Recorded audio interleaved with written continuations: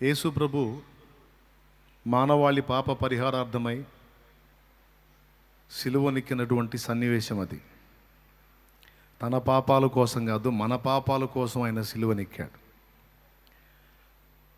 యేసు ప్రభుని చాలామంది, వేలాది మంది వెంబడించారు.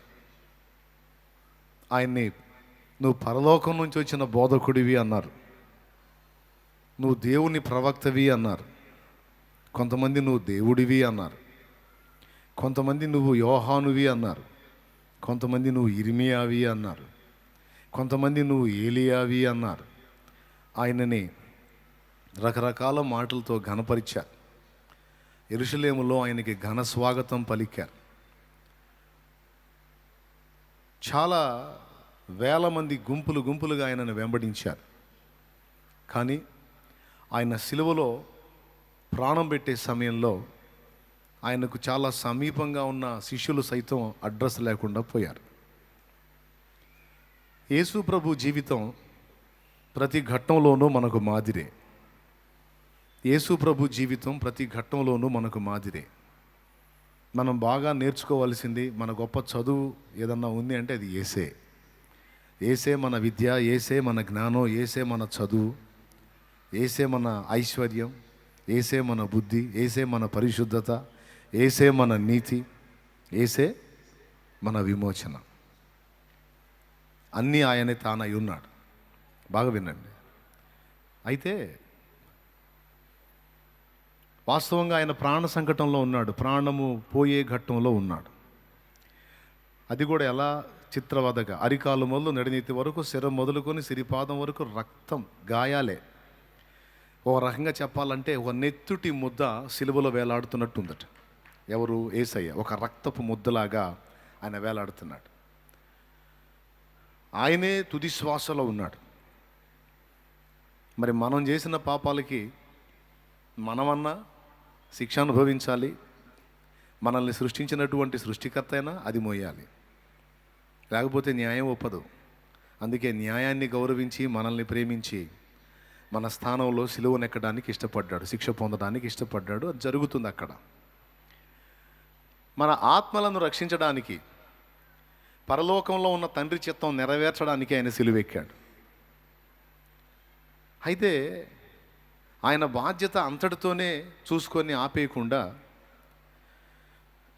భూమి మీద, ఆయన భూమి మీదకి రావడానికి వాడుకున్నాడు ఒక స్త్రీని. ఆమె మరియ. ఆ మరియ బాధ్యతను కూడా, అంటే భౌతికంగా తనకు తల్లి, ఆమె బాధ్యతను కూడా నెరవేర్చే విషయంలో ఆయన ఎంత తీవ్రంగా ఉన్నాడో మనకి ఈ సన్నివేశం సాక్ష్యం ఇస్తుంది. తుది శ్వాస విడిచే ఘట్టంలో ఉండి కూడా తన బాధ్యతలను నెరవేర్చే విషయంలో రాజీ లేని వ్యక్తిగా యేసు ఉన్నాడు. యేసయ్య జీవితాన్ని ఆమూలాగ్రం మనం చదివితే సమాజంలో ఎలా నడుచుకోవాలో, ఫ్యామిలీలో ఎలా నడుచుకోవాలో, బాధ్యతల విషయంలో ఎలా ఉండాలో, అటు దేవుని బాధ్యతలు నెరవేర్చే విషయంలో, ఇటు ఫ్యామిలీ బాధ్యతలు అండ్ సమాజ బాధ్యతలు నెరవేర్చే విషయంలో అన్ని విషయాల్లో మనకి జ్ఞానం కలుగుద్ది యేసును చదివితే, యేసును నేర్చుకుంటే. ఇక్కడ ఆ సిలువ మీద వేలాడుతూ తల్లికెళ్ళి చూశాడు.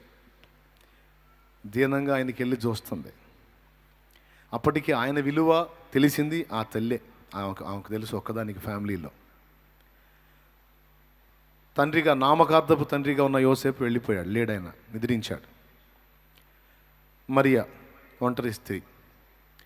కొడుకులు ఉన్నారు, 4 కొడుకులు, కూతుళ్ళు ఉన్నారు. కానీ వారెవరూ యేసునందు విశ్వాసం ఉంచలా. మరియ మాత్రమే విశ్వసించింది. మిగిలిన వాళ్ళు ఉన్నారు, కానీ వాళ్ళు ఎవరు ప్రభువుని విశ్వసించలా. ఆ సిలువ దగ్గరికి వచ్చి దీనంగా ప్రభువుకి వెళ్ళి చూస్తుంది. నన్ను ప్రేమించి, నన్ను అర్థం చేసుకొని, నీ తండ్రి వెళ్ళిపోయినా ఇన్ని సంవత్సరాలు నీ తోడబుట్టిన వాళ్ళకి రెక్కలు వచ్చిన దాకా కష్టపడ్డావు కుమారుడా. నాకు ఏ ఇబ్బంది కలిగించని నా ముద్దుల కుమారుడా, నా ప్రియమైన కుమారుడా యేసు. తండ్రి చిత్తం నెరవేర్చడానికి ఇదిగో సిలువలో ప్రాణం పెడుతున్నావు, తండ్రి బాధ్యత నెరవేరుస్తున్నావు. నా గతి ఏమిటి నాయన అన్నట్టు చూసింది ఆయనకి వెళ్ళి. నా గతి ఏమిటి అన్నట్టు చూసింది. నా ప్రాణం కూడా నీతో పాటే పోతే బాగుండు కదా.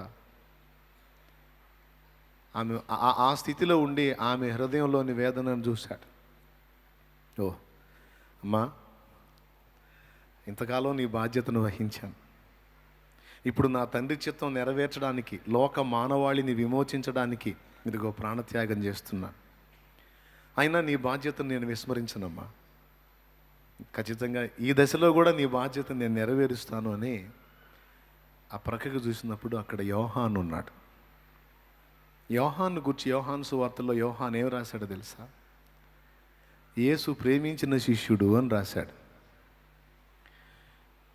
యేసు ప్రభు శిష్యులు చాలామంది ఉన్నారు, కానీ యేసయ్య దగ్గరికి వెళ్ళి ఆయన్ని కౌగిలించుకునే ధైర్యం ఒక యోహానుకే ఉంది.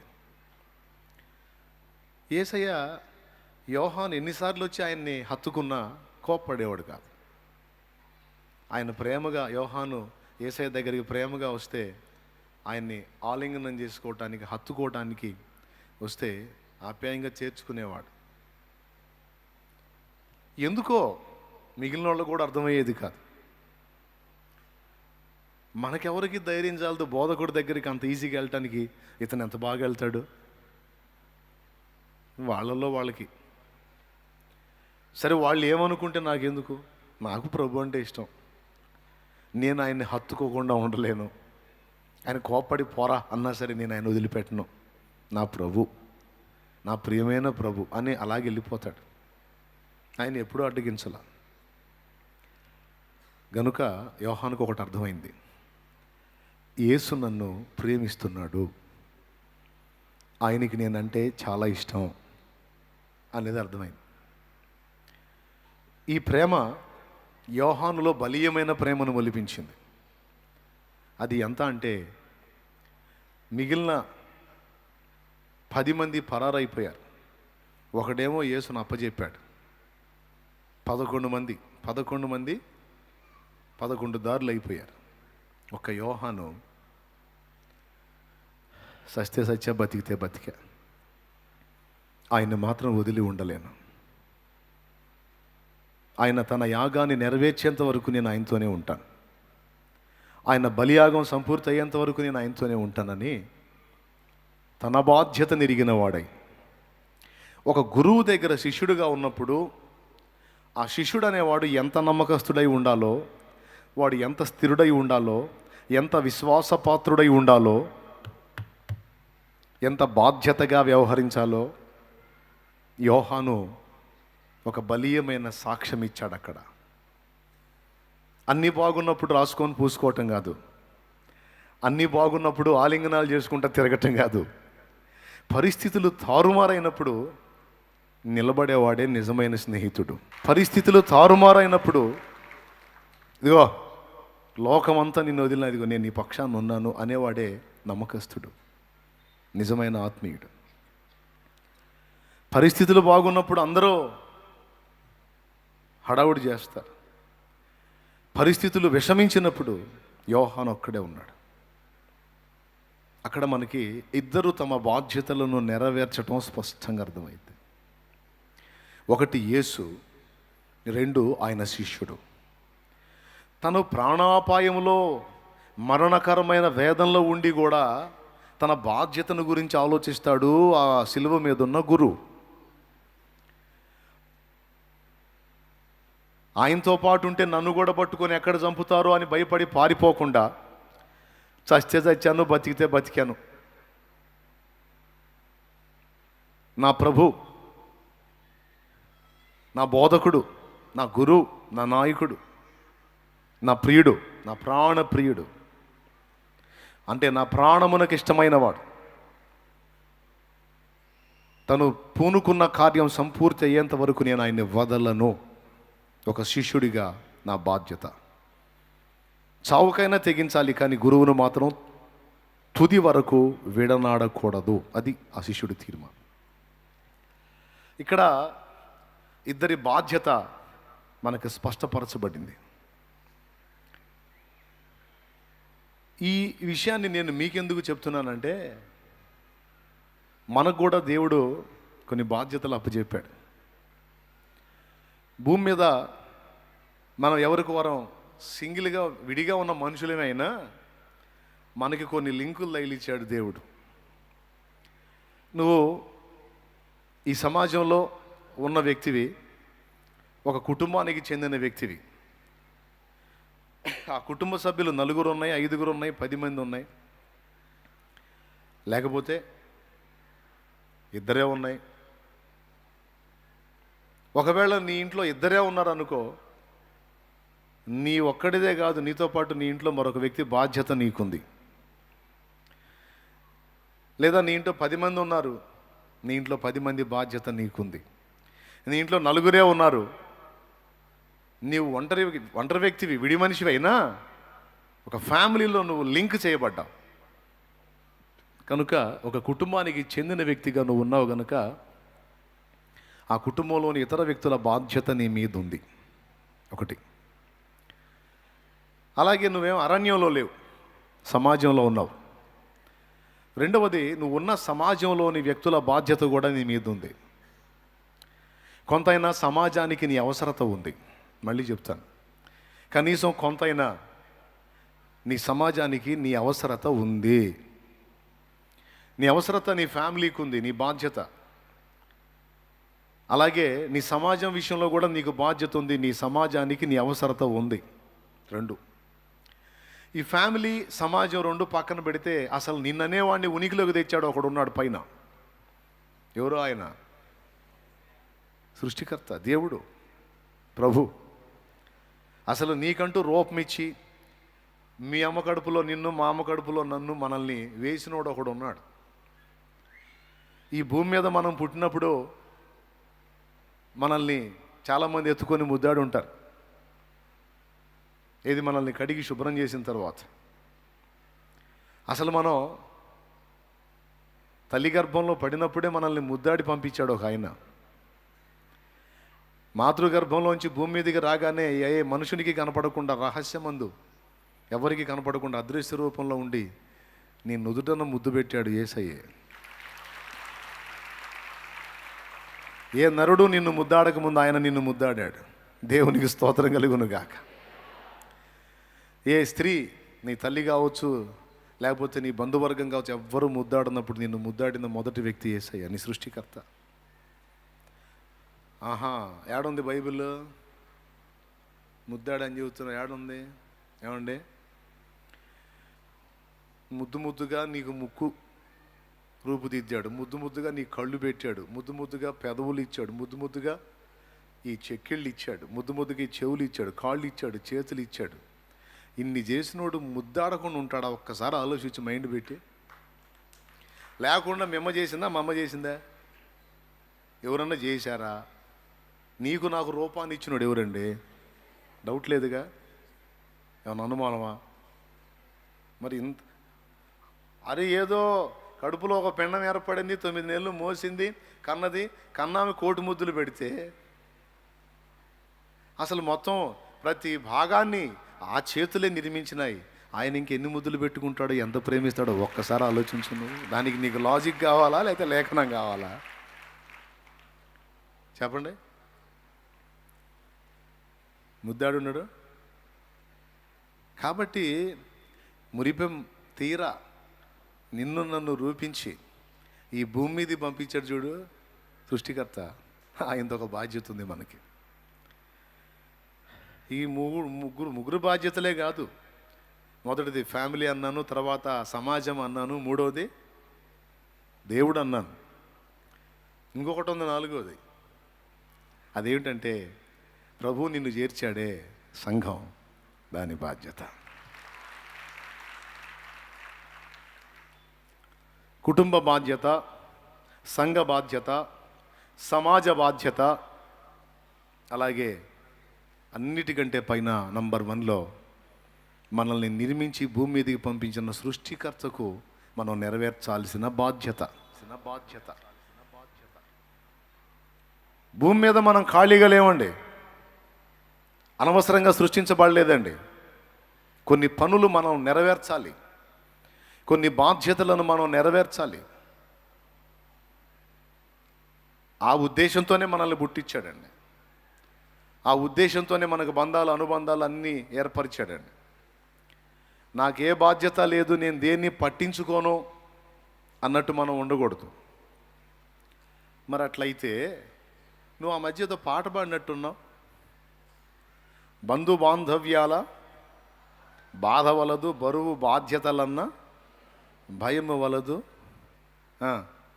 నీ మధుర బంధమే నాకు చాలు, నీవిచ్చు భాగ్యమే, నువ్వు మెచ్చు కార్యమే నాకు చాలు, నువ్వు హెచ్చు కార్యమే నాకు చాలని పాడావుగా.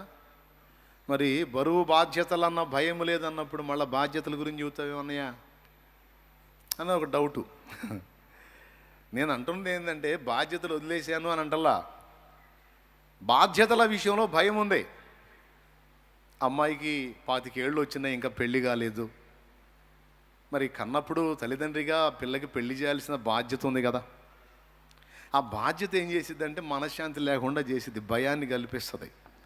25 ఏళ్ళు వచ్చినాయి, కనీసం ఈ సంవత్సరం అన్నా 26 ప్రారంభమైంది, ఈ ఏడన్నా పెళ్ళి అయిద్దో లేదో, 26 కూడా అయిపోయింది, 27, ఈ ఏడన్నా అయిద్దో లేదో, 27 అయిపోయింది, 28, వామ్మో. ఇప్పుడు ఈ పిల్లకి 20 ఏంటంటే ఈ పిల్లని చూసుకునే వాడికి 30 ఏళ్ళు ఉండాలి. 30 ఏళ్ళు పెళ్లి చేసుకోకుండా ఎవరు ఉంటారు? 30 వచ్చినాయి అనుకో పాపకి, వామ్మ ఈ పిల్లని చేసుకునేవాడు కనీసం 31 ఉండాలి. 31 సంవత్సరం వివాహం చేసుకోకుండా ఎవరు ఉంటారు? నా బిడ్డ గతి ఏంది?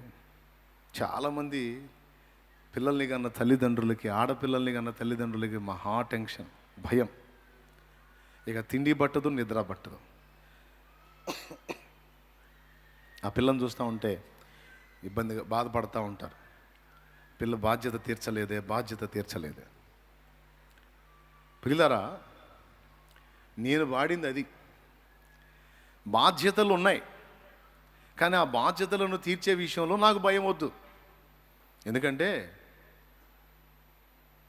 నేను నెరవేర్చాల్సిన బాధ్యతల్ని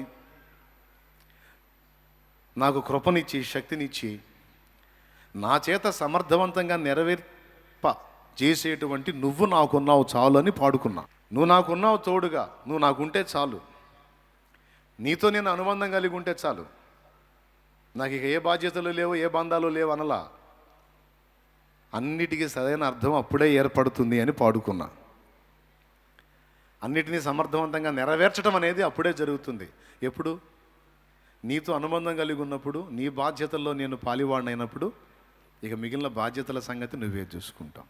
అందుకే బంధు బాంధవ్యాల బాధ వలదు, బరువు బాధ్యతలన్న భయము వలదని పాడుకున్నా. అంటే టోటల్గా నీ మీద డిపెండ్ అయిపోయాను అని చెప్పుకున్నా. అదే,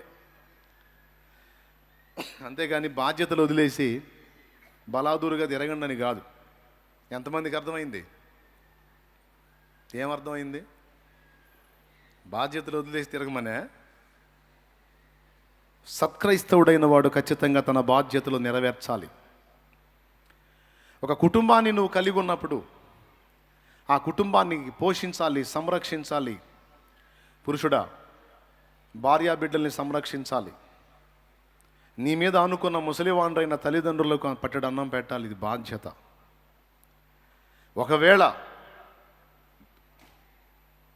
ఒక దేవుని బిడ్డగా ఉన్న నీ ద్వారా జరగకపోతే నువ్వు అవిశ్వాసి కన్నా చెడ్డవాడివని వాక్యంలో ఉంది.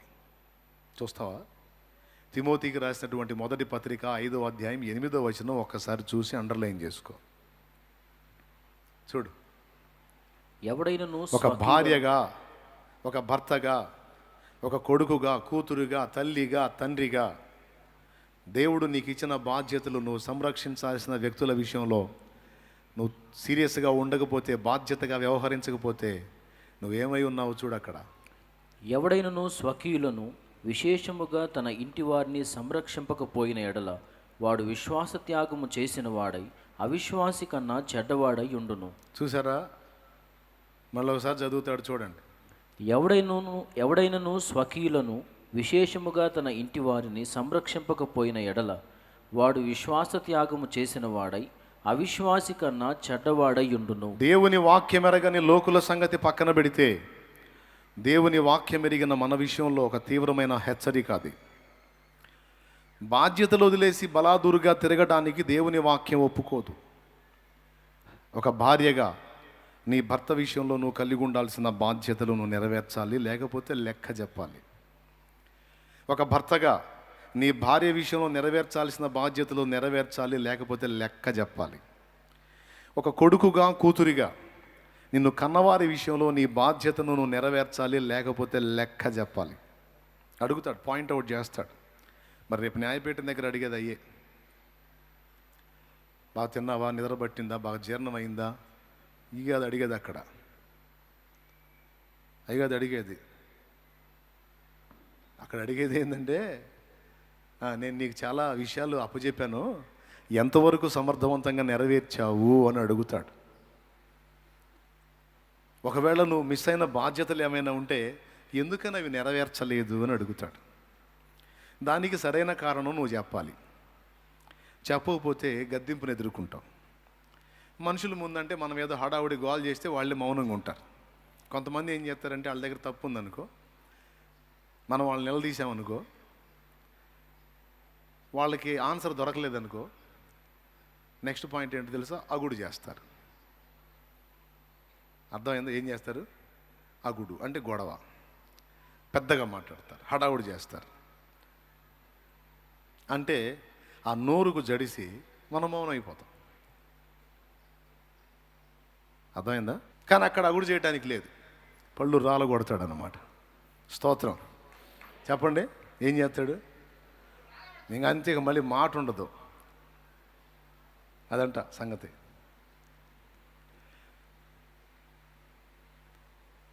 అడుగుతాడు, అక్కడ లెక్క అడుగుతాడు, లేఖనము చూపించి అడుగుతాడు.